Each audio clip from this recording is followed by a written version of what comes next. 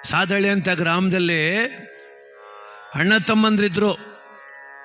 ಅಣ್ಣ ಬೆಂಗಳೂರಲ್ಲಿ ಕೆಲಸದಲ್ಲಿದ್ದ, ತಮ್ಮ ಊರಲ್ಲಿದ್ದ. ಒಂದು 10 ಎಕರೆ ಜಮೀನಿತ್ತು, ಗದ್ದೆ.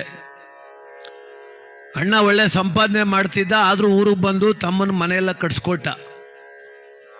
ಒಂದು ದಿವ್ಸ ಫೋನ್ ಮಾಡ್ದ ಅಣ್ಣ ತಮ್ಮನಿಗೆ, ತಮ್ಮ ನಾಳಕ್ಕೆ ಊರ ಯಜಮಾನ್ರು 4 ಜನ ಸೇರಿಸ್ಬಿಡಪ್ಪ ಅಂದ. ಯಾಕಣ್ಣ ಅಂದ. ಯಾಕಣ್ಣ ಅಂದರೆ ಮಕ್ಕಳು ದೊಡ್ಡವ್ರು ಆದಕ್ಕನಪ್ಪ, ಹಿಂಗೆ ಇರೋಕ್ಕಾದದ, ಅದೇನು ದೊಡ್ಡವ್ರ ಸಮ್ಮುಖದಲ್ಲಿ ಭಾಗ ಮಾಡ್ಕೊಂಬಿಟ್ರೆ ಆಯಿತು ಅಂದ. ಹೋಯ್ತು ತಮ್ಮಂಗೆ ಜೀವ. ಬಾಗುಗೆ ಬರ್ತಾವನೆಲ್ಲಪ್ಪ ಇವನು, ಏನೇನು ಇಸ್ಕೊಂಡನೋ, ಮನೆ ತಾನೇ ಬೋರ್ ಹಾಕ್ಸಿವಿ, ಅದು ನನಗೆ ಬೇಕು ಅಂದನೋ ಏನೋ, ತಲೆ ಕೆಡ್ಸ್ಕೊಂಬಿಟ್ಟ. ಊರ ಯಜಮಾನ್ರಿರ್ತಾವೆಲ್ಲ, ಹೋಗು ನನಗೆ ಗಂಟೆ ಕೂತವನೆ, ಹುಷಾರು ಅಣ್ಣ, ಹೆದರ್ಕೋಬೇಡಿ ನಮ್ಮ ಅಣ್ಣಂಗೆ, ಅವನೇನು ಪ್ಲ್ಯಾನ್ ಮಾಡ್ಕೊಬತ್ತಾಯ್ತಾನೋ ಗೊತ್ತಿಲ್ಲ, ನಮ್ಮ ಅತ್ತಿಗೆ ಮೊದಲೇ ಸರಿ ಇಲ್ಲ, ಇವಸಿ ಗಟ್ಟಿಯಾಗಿ ಮಾತಾಡಿ ಕಷ್ಟಪಟ್ಟು ಉಳಿಸ್ರು, ನಾನು ತೋಟ ನೋಡ್ಕೊಳ್ಳೋಣ. ಊರ ಯಜಮಾನ್ರು ನಡ್ಲ, ಅವ್ನು ಬರಲಿ, ಅದು ಏನು ಹೇಳೋದು ನೋಡಮ್ಮ ಅಂದರು. ರಾತ್ರಿ ಒಂದು 5-6 ಜನ ಫ್ರೆಂಡ್ಗಳಿಗೆಲ್ಲ ಎಣ್ಣೆ ಹೊಡ್ಸವನೆ, ಕುಸ್ತಿ ಗಿಸ್ತಿ ಆದರೂ ಇರ್ಬೇಕು ನನ್ನ ಜೊತೆಲಿ ಅಂತ. ಹೊಡೆದಾಡಕ್ಕೆ ಬೇಕಲ್ಲಪ್ಪ, ಬಾಮೈಕ್ಳು ಬೇರೆ ಕರ್ಸವನೆ ಫೋನ್ ಮಾಡಿ. ಏನು ಅಣ್ಣ ಬಂದ, ಏನಿಲ್ಲ ಮಗ, ಊರ ಯಜಮಾನ್ರಿಗೆ ಹೇಳು ಅಂದರೆ ಊರು ಜನ ಎಲ್ಲ ಒಂದೇ ತಾಗ ಸೇರಿಸಿದಿ ಅಂದ. ಬೇಕಂಬ, ಭಾಗ ಮಾಡ್ಕೋ ಬೇಕನ್ನ ಅಂದ. ಇರಲಿ ನಡಿಯಪ್ಪ. ಕೂತ್ಕೊಂಡ್ರು. ಊರ ಯಜಮಾನ್ರು, ಏನಪ್ಪ ಏನೋ ಭಾಗ ತಗೋಬೇಕು ಅಂದಂತೆ. ಹೌದಲ್ವ ಸ್ವಾಮಿ, ನಾನು ನನ್ನ ತಮ್ಮ ಚೆನ್ನಾಗಿವಿ, ನಾಳಕ್ಕೆ ನನ್ನ ಮಕ್ಳು ಹಿಂಗಿರ್ಬೇಕಲ್ಲಪ್ಪ, ನನ್ನ ಮಕ್ಕಳು ಬಂದು ನನ್ನ ತಮ್ಮನೊಂದು ಜಗಳ ಆಡ್ಬಿಟ್ರೆ ನನಗೆ ಅದೇ ಭಯ, ಅದಕ್ಕೆ ಬಂದಿವನೇ ಅಂದ. ಹೀಗಾಯ್ತು ಬಿಡು, ಈಗ 1 ವರ್ಷದಲ್ಲಿ ಮನೆ ಕಟ್ಟಿದ್ದೀರಿ, 1 ಎಕರೆ ಗದ್ದೆ ಅದೇ, ಇವೆಲ್ಲ ಭಾಗ. ಯಜಮಾನ್ರೆ, ನಾನು ಅದಕ್ಕೆ ಬಂದಿಲ್ಲ ಕಣ್ರಪ್ಪ, ನಾನು ಅದಕ್ಕೆ ಬಂದಿಲ್ಲ. ನೀವೆಲ್ಲ ನಮ್ಮೂರು ಹಿರೀಕರು, ನಾನು ಎಲ್ಲೋ ಸೇರ್ಕೊಂಡಿವ್ನಿ. ಊರಲ್ಲಿ ಇದ್ಕೊಂಡು ನಮ್ಮ ಅಪ್ಪ ಅವ್ನು ನೋಡ್ಕೊಂಡು ನನ್ನ ತಮ್ಮ ತಿಥಿಗೆ ಬಂದೆ ಅಷ್ಟೇ. ನಾನು ನನ್ನ ತಮ್ಮ ಚೆನ್ನಾಗಿರ್ಬೇಕು, ಭಾಗ ಏನೂ ಇಲ್ಲ ಇಲ್ಲಿ. 1 ವರ್ಷದಲ್ಲಿ ಕಟ್ಟರು ಮನೆ, ನಂಗೆ ಬೇಡ, ಅವನೇ ಮಡಿಕಲಿ. ಪಕ್ಕದಲ್ಲಿ 2 ಕುಂಟೆ ಸೈಟ್ ಅದೇ, ಅದೊಂಚೂರು ನನಗಿರಲಿ ಅಷ್ಟೇ. 10 ಎಕರೆ ಗದ್ದೆ ಅದು ನಂದು, ನನ್ನ ಹಳ್ಳಿ, ನನ್ನ ಗ್ರಾಮ. ನಾನು ನನ್ನ ಹೆಂಡತಿ ಸತ್ರೆ ಮಣ್ಣು ಮಾಡೋಕ್ಕೆ ಜಾಗ ಇರಲಿ, ಒಂದೇ 1 ಎಕರೆ ನನಗೆ, 9 ಎಕರೆ ನನ್ನ ತಮ್ಮನಿಗೆ ಅಂದ.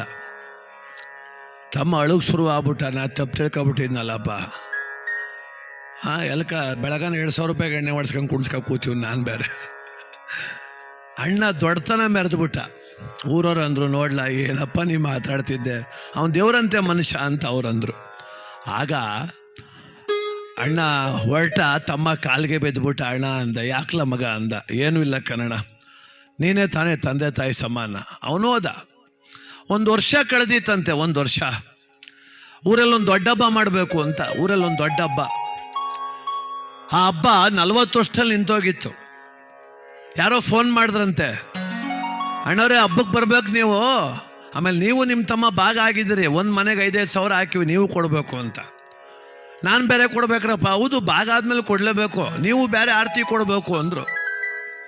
ಆಗೊಂಚೂರು ಯೋಚನೆ ಬತ್ತು ಅವನಿಗೆ. ಎಡ್ತಿಗಂದ, ನಾವು ಆರತಿ ಮಾಡಿಸ್ಬೇಕಲ್ಲ ಈಗ.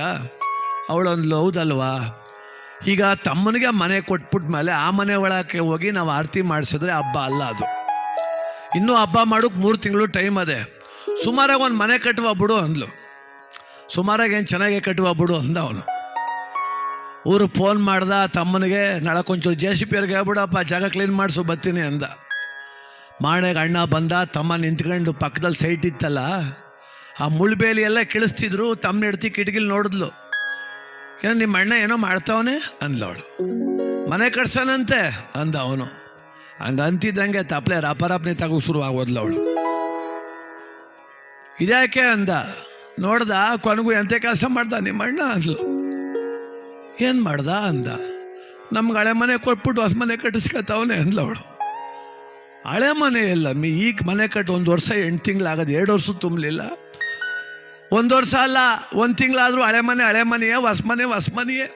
ನಂಗೆ ಗೊತ್ತು ನಿಮ್ಮ ಅತ್ತಿಗೆದೇ ಪ್ಲ್ಯಾನು, ನಮ್ಮ ಮುಂಚೆರೇ ಮಾಡಿ ಮನೆ ಕಟ್ಕೊಂಡು ಮೆರೆದಾಡೋಕೆ ಮಾಡ್ತಾರೋ ಕತೆ ಇದು ಅಂತ ಅವಳು. ನೀನು ಯಾಕೆ ಇಲ್ದಿರೋದೆಲ್ಲ ಯೋಚನೆ ಮಾಡಿ. ಇಲ್ದಿರೋದಲ್ಲ ಮುದವಿ, ನಿಂಗೆ ಏನು ಗೊತ್ತಾದ್ದು, ಕತ್ಗೆದಂಗೆ ಐತಿ ಅಷ್ಟೇ ನೀನು, ನಿಂಗೇನು ಗೊತ್ತಾಗೋದಿಲ್ಲ. ನಿಮ್ಮ ಅತ್ತಿಗೆ ಇಷ್ಟು ಅಪ್ಪಕ್ಕೆ ಅಂತೇಳಿ ನನ್ನ. ಸುಮ್ಮನಿರು ಆಯಿತು, ಸುಮ್ಮನಿರು ಅಲ್ಲ ಹೊಸಿ, ನಾನು ಹೇಳ್ದಂಗೆ ಕೇಳು ಅಂದ್ಲು. ಏನು, ನಾವು ಹೊಸ ಮನೆ ಕಟ್ಮ ಅಂದ್ಲು. ಹೊಸ ಮನೆ ಕಟ್ಮ, ಇರು ಮನೆ ಕಿತಾಕು ಅಂದ್ಲು. ಅದೇ ಯಾರೋ ಉಗಿತಾರ ನಮ್ಮ ಅಷ್ಟೇ. ಈಗ 1 ವರ್ಷ 8 ತಿಂಗಳ ಮನೆ ಕಟ್ಬಿಟ್ಟು ಕಿತಾಕು. ಅವ್ರ ಮುಂಚೆರೆ ಆಟಕ್ಕೆ ಬದುಕ್ಬೇಕು, ನಾವು ಛಲಕ್ ಬದುಕಿದ್ಮೇಲೆ ಬದುಕು ಯಾಕಿದು ಅಂದ್ಲು. ಅಲ್ಲ ಕಣಮಿ, ದುಡ್ಡು ಹೇಳ್ತಾರನೆ, ಸಾಲ ಮಾಡ್ಕಟ್ಟು ಗಂಡ್ಸಲು ನೀನು ಅಂದ್ಲು. ಕೆಲಸ ನೋಡು, ಹಾಗೆಲ್ಲ ಆಗೋದಿಲ್ಲ ಅಂದ ಅವನು. ಹಂಗಂದಿಯಾ, ನಿಮ್ಮ ಅಣ್ಣ ಹಾಕ್ಸುಕ್ ಬರ್ಲಿ, ಅವತ್ತೇನು ಹೆಣಕಸ ಅದೋಯ್ತೀನಿ ನಾನು ಅಂದ್ಲಿ. ಹಣೆ ಬರವೆ ಅವನು ಯೋಚನೆ ಮಾಡ್ದ. ಹಣೆ ಬರವೆ ಯೋಚನೆ ಮಾಡ್ದ. ಇನ್ನ ಹೆಡ್ತಿ ಸತ್ತೋಗ್ಬಿಟ್ರೆ ನನ್ಗತಿ ಏನಪ್ಪ, ಪ್ರಪಂಚ ಹೆಂಗಾಗದು ಈಗ ಅಂದರೆ, ಯಾರು 30 ವರ್ಷದ ಒಳಗೆ ಹೆಣ್ಮಗಳಿದ್ದು ಗಂಡು ಸತ್ತೋಗ್ಬಿಟ್ರೆ ಸಂದೆ ಹೊತ್ತು ಮದುವೆ ಆಯ್ತೀವಿ ಅಂತ ಯಾರ ಬರ್ತಾರೆ. 2 ಸತ್ತೋದ್ಲು ಅಂದರೆ ಮುಗೀತಲ್ಲ ಅವನ ಕತೆ. ಮದುವೆ ಆಯ್ತೀವಿ ಅಂತ 5 ಗಂಟೆ ಬಂದ್ಬಿಡ್ತಾವೆ, ಸಂದೆ ಹೊತ್ತಿಗೆ ಯಾರ ಗಂಡು ಸತ್ತೋಗ್ಬಿಟ್ರಿ. ಈಗ ಅಂಥ ಕಾಲ ಬಂದಿರೋದು. ಈಗ 2 ಸತ್ತೋದ್ರು ಮುಗೀತು ನಮ್ಮ ಜೀವನ. ಅವನು ತಿರುಮಂತ ತಗೊಂಡ ಕಟ್ಸ್ಬಿಡ್ತಕ್ಕ ಮನೆ. JCB ತಂದು ಮನೆ ಕಳಿಸ್ತಾವನೆ. ಊರವ್ರು ಯಾಕಪ್ಪ, ಅಯ್ಯೋ ನಿನಗೇನೋ ಬಂತು, ಈ ಕಟ್ಟದ ಮನೆ ಅಲ್ವಾ, ವಾಸ್ತು ಸರಿ ಇಲ್ಲ ಕನ್ನಡ ಅಂತಾನೆ. ಅವನ ಕಷ್ಟ ಯಾರಿಗೂ ಗೊತ್ತು. ಆಯಿತು, ಕಟ್ಸೋಕ್ಕೆ ಶುರು ಮಾಡ್ದ. ಈ ಅಮ್ಮನ ದಟ, ನೀನೇನಾರ ಮಾಡ್ಕೊ, ನಿಮ್ಮ ಅಣ್ಣನ ಮನೆಗಿಂತ ದೊಡ್ಡ ಮನೆ ಇರಬೇಕು ನಮ್ಮದು. ನಿಮ್ಮ ಅಣ್ಣನ ಮನೆಗಿಂತ 1 ಅಂತಸ್ತಿ ಜಾಸ್ತಿ ಕಟ್ಸು ನೀನು. ಅವರು ಬಾಗಿಲಿಗೆ ಬೇವಿನ ಮರ ಹಾಕ್ಸಾರಂತೆ, ನೀನು ಅರ್ಕ್ಲೆಸ್ ಮರ ಹಾಕ್ಸು, ಟೀಕುಡ್ ಅವ್ರು 300 ರೂಪಾಯಿ ಟೈಲ್ಸ್ ಹಾಕ್ರಿ, ನೀನು 500 ರೂಪಾಯಿಂದ ಹಾಕ್ಸು. ಎಂಥ ಆಟಕ್ಕೆ ಬಿದ್ಲು ಅಂದರೆ ಪಾಪ. ಇದಕ್ಕೆ ಅದೆಲ್ಲ ಸೇಲ್ ಅಗ್ರಿಮೆಂಟ್ ಮಾಡಿ, ಬ್ಯಾಂಕಲ್ಲಿ ಸಾಲ ಮಾಡಿ, ಅದು ಸಾಲದು ಊರು ಮೈಕ್ರೋ ಫೈನಾನ್ಸ್ ಎಲ್ಲ ದುಡ್ಡು ಎತ್ಕೊಬಂದು ಹೆಡ್ತಿ ಆಟಕ್ಕೆ ಅಣ್ಣನ ಮೀರಿಸಿ 1 ಅಂತಸ್ತಿ ಮಾಡಿ ಮನೆ ಏನೋ ಕಡ್ತಾ. ಗೃಹ ಪ್ರವೇಶ ಆಗಿ 2 ವರ್ಷ ಆಗದೆ ಒಂದಿನ ಮನೆ ಒಳಗೆ ಮನಗಿಲ್ಲ ಅವನು. ತೊಡ್ತಾ ಹೋಗಿ ಮನೆ ಕತ್ತಾನೆ, ಹುಡುಕ ಬತ್ತವ್ರು ಸಾಲದವರೆಲ್ಲ ಮನೆ ತಕ್ಕೆ. ಯಾರ್ದು ಆಟಕ್ಕೆ ಬಿದ್ದು ಜೀವನ ಮಾಡೋಕೆ ಹೋದರೆ ನಮ್ಮ ಬದುಕನ್ನು ನರಕ ಮಾಡ್ಕೊಳ್ತೀವಿ.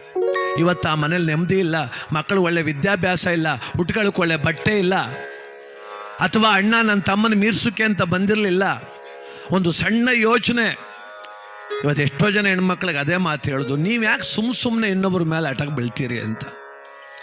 ಅದೇನು ಇನ್ನೊಬ್ರು ಮೀರ್ಸೋಕೆ ಬದುಕಿವೆ ನಾವು. ಜನ ಆಡ್ಕೋತಾರೆ ಅಂತ ಸಾಲ ಮಾಡಿ ಮದುವೆ ಮಾಡೋದಂತೆ, ಜನ ಆಡ್ಕೋತಾರೆ ಅಂತ ಒಡವೆ ಮಾಡಿಸ್ಕೋದು. ಇದೆಂಥ ಹುಚ್ಚುತನ ಬಂತಿದ್ದು. ನಮ್ಮ ಚಾಮರಾಜನಗರ ಜಿಲ್ಲೆಯಲ್ಲಿ ಜನ ಊರು ಬಿಟ್ಬಿಟ್ಟಿದ್ದಾರಂತೆ, ಮೈಕ್ರೋ ಫೈನಾನ್ಸ್ ಅವ್ರಿಗೆ ಎದ್ರಕಂಡು ಬೀಗ ಹಾಕಿ ಹೊಂಟೋಗವ್ರೆ. ಕಾಪಿ ತೋಟದಲ್ಲಿ ಸಕಲೇಶ್ಪುರದ ಕಡೆ ಕುಶಾಲನಗರದಲ್ಲಿ ರಾತ್ರಿ 10 ಗಂಟೆ ಆದರೂ ಹೆಣ್ಮಕ್ಳು ಕೂಲಿ ಕೆಲಸ ಮುಗಿಸಿ ತೋಟದೊಳಗೆ ಕೂತಿದ್ದು ಬರ್ತಾವ್ರೆ ಅಂತ. ಯಾಕೆ? ಸಾಲ, ಅಗತ್ಯ ಮೀರಿ ಮಾಡಿದ ಸಾಲ.